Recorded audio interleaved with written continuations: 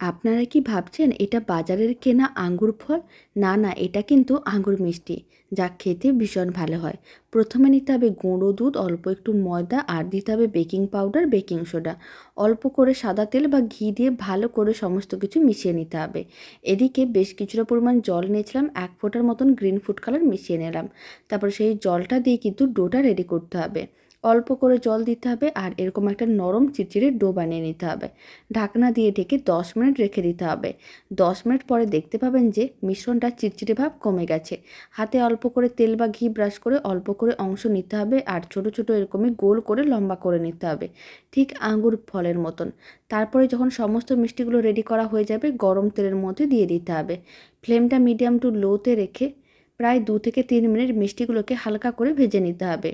যখন মিষ্টিগুলো হালকা লালচে ভাব চলে আসবে, তারপরে মিষ্টিগুলোকে তুলে নিতে হবে। এবার চিনি শিরা রেডি করতে হবে। যতটা চিনি ঠিক ততটাই জল। তার মধ্যে দিয়ে দিলাম এলাচের গুঁড়ো আর দিয়ে দিলাম তেজপাতা। চিনি শিরাটাকে ভালো করে ফুটিয়ে নেওয়ার পর ভেজে রাখা সমস্ত মিষ্টিগুলো চিনি শিরার মধ্যে দিয়ে দিতে হবে। ফ্লেমটা অফ করে 20 থেকে 30 মিনিট রেখে দিতে হবে। তাহলেই মিষ্টি রেডি।